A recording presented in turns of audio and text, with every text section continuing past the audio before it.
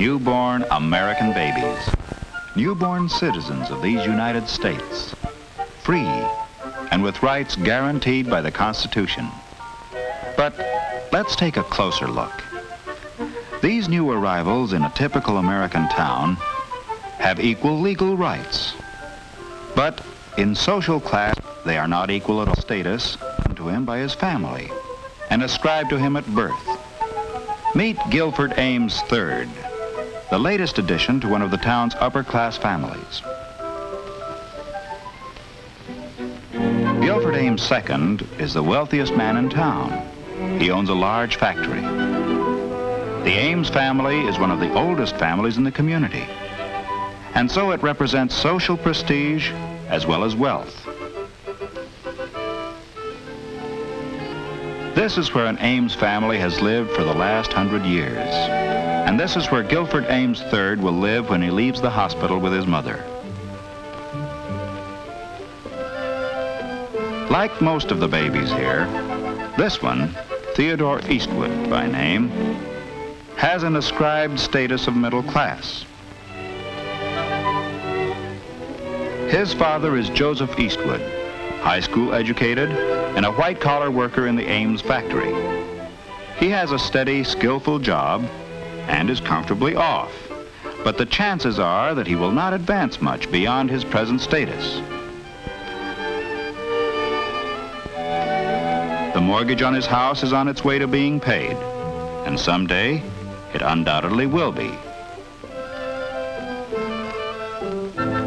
Although young Ted Eastwood has an ascribed status of middle class, he may be able to better it. The class status he achieves during his lifetime may be higher than the one he was born with. This could be true, too, of this baby, David Benton, whose ascribed status is lower class.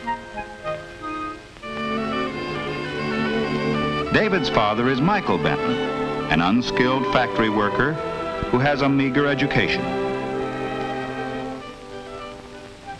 Mr. Benton rents the upper floor of a two-family house in a rundown section of town.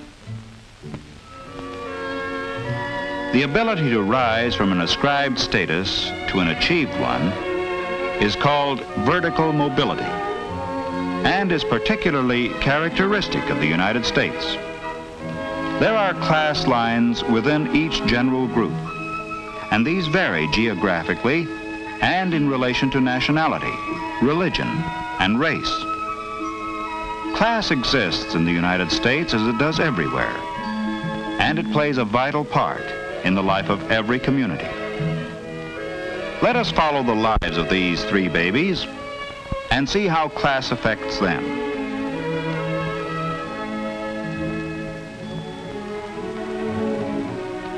"18 years later, Gil, Ted, and Dave are in the graduating class of the town's high school.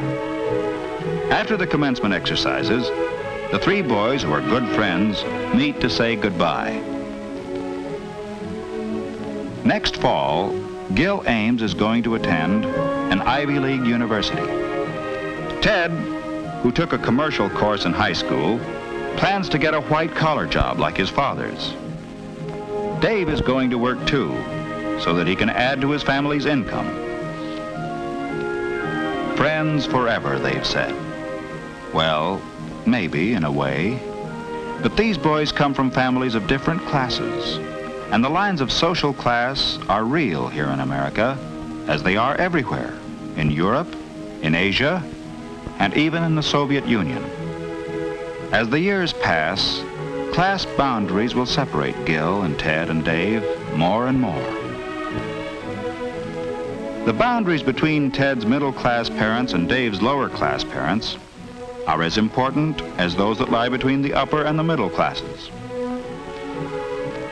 Even the simple event of graduation from high school has a different significance for the boys and their families. For Gil, it is only a milestone in his formal education. Later that night, Mr. Ames has a serious talk with his son. Mr. Ames tells Gil that he sent him to public high school so that he could gain a democratic background. But Now he's about to enter an environment more in keeping with his social position. At college, he will meet men of his own kind. Gil understands, because already he has developed an awareness of his class, its patterns, and its rules.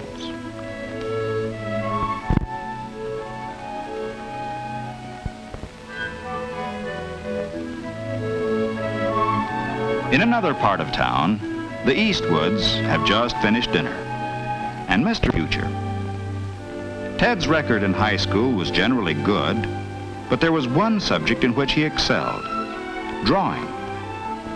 Ted would like to do something professionally in the art field, but his father discourages him.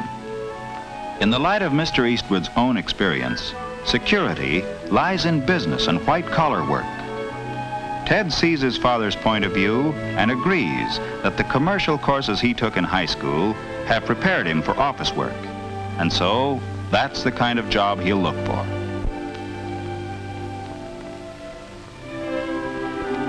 In the Benton household, graduation from high school is an event worthy of celebration, and a family party in Dave's honor is in progress. Mr. Benton proudly announces to the guests that Dave has already gone out and found himself a job. In the Benton family and among their neighbors, economic pressures are important. Dave's initiative in finding work is highly regarded by all of them, and his parents are justifiably proud.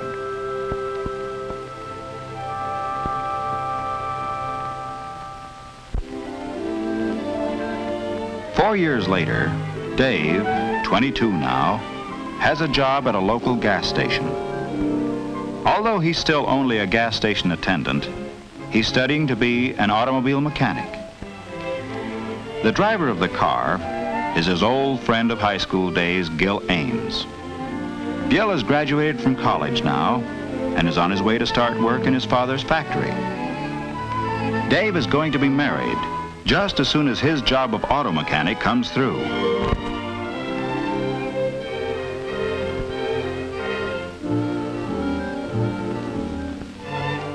Gil's first day of work in his father's factory turned up still another familiar face. Ted Eastwood has a job in the bookkeeping department.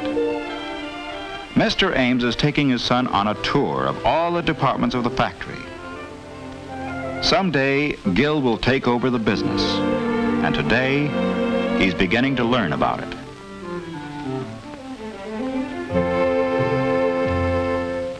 Kind of rocked you, didn't it?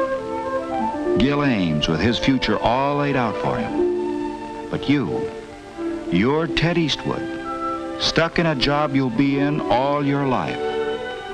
Why don't you get out? What's keeping you here anyway? Mary Blakesley? You thought you'd marry her.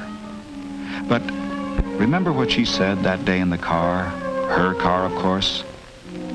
But can't you see it's impossible, Ted? It's not just money. We live in different worlds. Sure, different worlds inside this town, but there are other worlds, bigger towns. You've got some money saved, go to New York.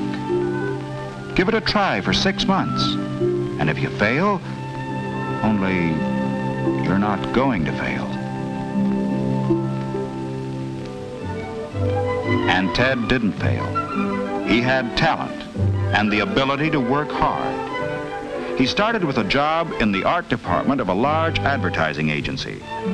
They called him a production assistant, but actually, he was a sort of a glorified errand boy. But at least he was through with bookkeeping and close to the kind of work he liked.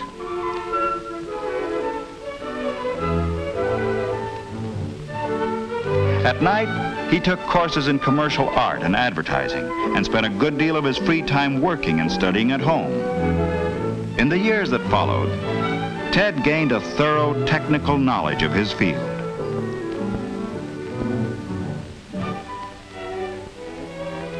By the time he was 30 years old, he was the head of the art department of an advertising agency. Horizontal mobility, moving from one place to another, has resulted in vertical mobility for Ted Eastwood. a movement upward from his ascribed status to an achieved status that is largely the result of his professional standing. Class lines are drawn differently in a large city like New York, although they are still there. Here, professional standing, power, and wealth are of great importance. It is possible for members of socially prominent families, theater people who may have come from the lower class, and successful businessmen of the middle class to mix socially, and Ted is an accepted member of the group.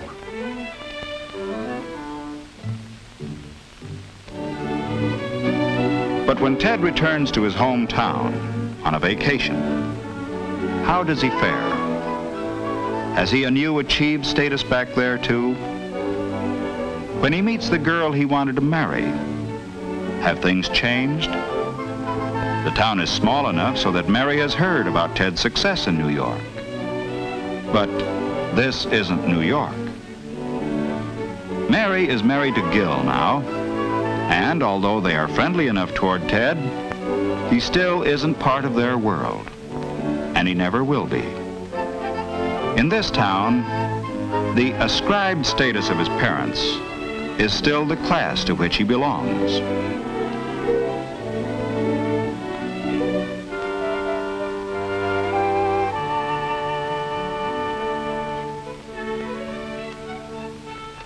Ted's mother brings him up to date on all the town gossip, but he only half hears her.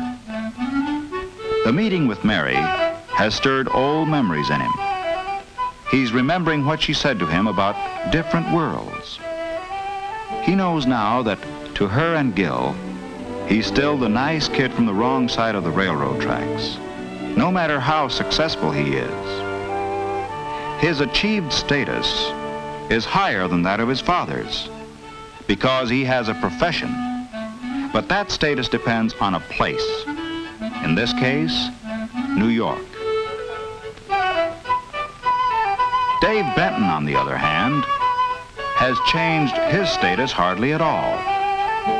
He's now a skilled auto mechanic. And although his achieved status is not much better than the one ascribed to him by his family, financially, he will be able to provide better for his wife and children. His third child, a son, was born in the local hospital just yesterday. This new Benton baby has the ascribed status given him by his family. He may, as he grows up, reach a higher achieved status as Ted Eastwood did. Or he may, as his own father did, stay in the class to which he was born.